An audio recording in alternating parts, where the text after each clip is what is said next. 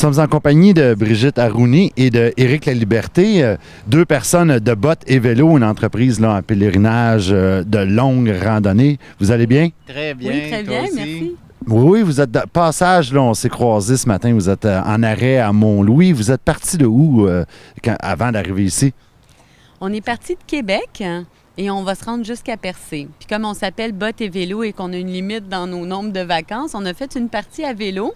Donc on s'est rendu jusqu'à Rimouski à vélo. Puis depuis Rimouski, on marche. Quel est l'objectif de Bottes et Vélo?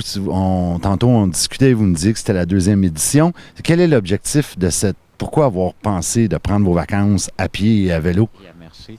Bien, c'est que Bottes et Vélo, en fait, c'est né. On a fait Compostelle. Le chemin de Compostelle, on l'a fait plusieurs fois. Puis, suite à ça, on s'est dit, il faudrait qu'on mette quelque chose en place au Québec. Puis là, on s'est mis à regarder et il en existe déjà plusieurs chemins de pèlerinage au Québec, mais c'était pas connu. Puis on s'est dit, il faut commencer à en parler. On s'est dit, on va regarder ce qui se fait. On va proposer aussi des chemins à faire, des nouveaux chemins, parce que ce qu'on a réalisé aussi, c'est que le pèlerinage comme tel, c'est pas tellement dans le lieu, c'est le temps que tu vas prendre pour le faire. Il faut que ça dure longtemps. Ça se fait pas d'une fin de semaine. Mais les gens peuvent quand même prendre le temps qu'ils désirent. Si on a une semaine, on peut le faire une semaine. Si on a un mois ou 2 mois, on peut le faire en plus longtemps. Exactement. En fait, nous, ce qu'on recommande, c'est de partir au moins 10 jours pour quand on veut le faire. Puis après, ensuite de ça, c'est de le faire à son rythme. Ça ne veut pas dire marcher 30 km à tous les jours. Ça peut être 15 km, ça peut être 25, ça peut être 30 si tu es assez en forme pour le faire. Ça dépend de ce que tu veux. Puis ce qu'on a constaté, puis qui est très intéressant, c'est que le long du Saint-Laurent, ça se fait déjà. On n'a pas besoin de plus d'aménagement que ce qu'il y a là actuellement. L'hébergement est en place. Fait qu'on a juste à se lancer sur le chemin, pas le marcher. Les gens payent pour aller le faire en France, pas en Espagne. Mais le Québec l'offre actuellement, puis c'est génial. Tout le long du Saint-Laurent, là, on a un paysage extraordinaire. Faire la Gaspésie à pied, là, nous, on l'avait déjà fait souvent, la Gaspésie en auto, mais la faire à pied, on n'avait jamais vu la Gaspésie tant qu'on... Oui, on la découvre autrement. Mm-hmm. Puis comme on disait, il y a un temps une durée pour vraiment vivre pleinement l'expérience, parce qu'au-delà de la marche, c'est que ça devient une démarche. Je pense que la plupart des gens qui se lancent dans un pèlerinage, souvent ceux qui sont allés faire Compostelle ou ceux qui partent des fois, ils disent « Ah, moi, je m'en vais sur un nowhere ». Il y a quelque chose, il y a un appel, il y a un malaise intérieur, il y a un questionnement qui fait que tu te dis « Hey, moi, là, je prends un break et puis je m'en vais ».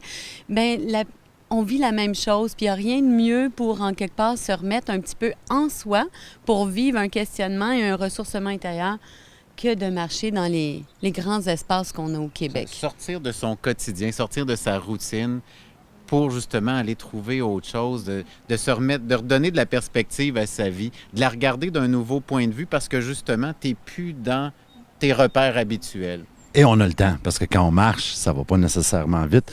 On parle de pèlerinage, souvent, ça n'a pas une connotation, mais on parle souvent, c'est quelque chose de religieux. Est-ce que le pèlerinage que vous offrez est uniquement religieux? Est-ce que c'est à connotation religieuse? Non, c'est ça. C'est ce qu'on peut voir présentement avec Compostelle, c'est que ça a évolué, la dimension justement du pèlerinage, et ça va au-delà du religieux. En fait, il faut redéfinir le pèlerinage, parce que pèlerinage, en fait, c'est une personne qui part d'un endroit pour se rendre dans un sanctuaire. Donc, le pèlerin quitte son quotidien, ses repères, pour se rendre dans un sanctuaire. Puis un sanctuaire, c'est un espace qui appelle un espace de sainteté. Ça veut dire qu'il appelle le meilleur, le beau, le bon, le pur.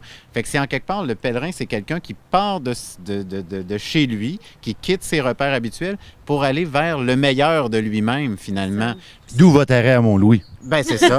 Je ne pouvais pas la rater. Mais c'est vrai que Mont-Louis est un coup de cœur sur oui, le chemin. Vraiment, on a fait un petit peu de kilomètres. Aujourd'hui, on en a fait juste 8 parce qu'on voulait profiter de la halte, parce qu'on profite aussi. Je pense que le pèlerin, il fait une démarche intérieure, volontaire, spirituelle, mais personnelle, pas forcément religieuse. Il a fait pour lui.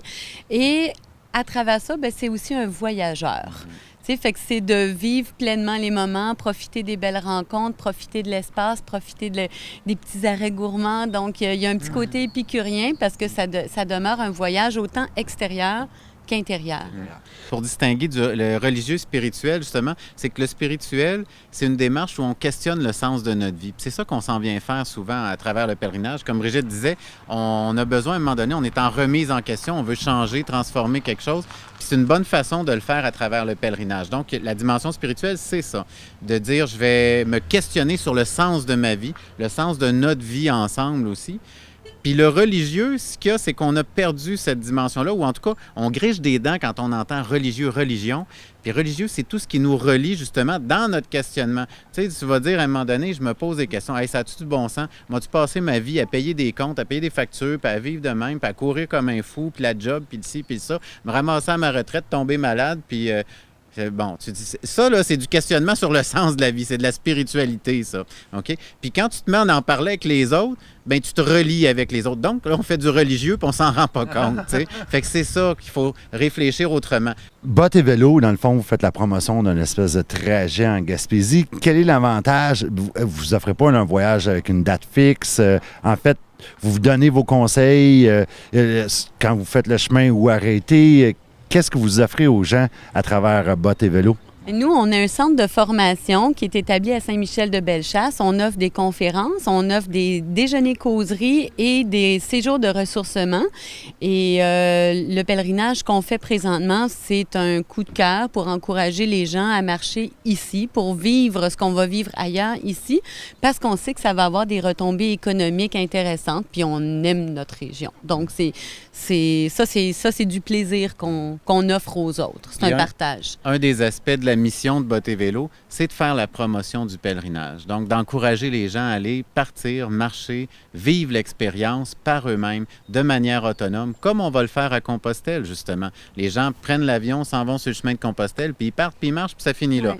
Bien, ici aussi, tout ce qui nous manquait, c'est des guides pour pouvoir le réaliser, qui nous disent, bien, regarde, tu peux marcher 10, 15, 20 km, puis là, tu as de l'hébergement, tu as une épicerie, tu as ci, tu as ça. Fait que ça, c'est le parcours qu'on peut suivre. Puis c'est ce qu'on s'est mis à faire. On les distribue gratuitement sur le site Internet de Bottes et vélo. Bottesvélo.com. C'est ça. S'il y a un parcours qui est intéressant, vous nous le demandez, on l'envoie, c'est gratuit. Puis là, il y a tout, le kilométrage, les petits logos d'épicerie, les hébergements avec les coordonnées des hébergements. Donc, tout est répertorié pour la personne qui souhaite partir seule. Là, vous vous rendez jusqu'à Percé. Vous arrivez à Percé à quelle date? 19 juillet, on va arriver à Percé. Donc, si jamais on vous croise sur la route, on peut vous arrêter. Vous nous voyez avec nos petits drapeaux, tout ça, là, comme au début, tantôt, c'est quand on est arrivé à Mont-Louis. Bien, vous allez voir passer ces petits drapeaux-là sur le bord du chemin, bien, c'est nous autres. C'est puis, nous. ouais. Mais on va vous souhaiter une bonne route. Profitez-en. Merci. Puis on vous souhaite la belle température. Mais là, l'été est arrivé, vous allez être correct. On devrait être bon. Mais merci On a beaucoup. toujours été gâtés. Ça marche. Bonne route. Merci.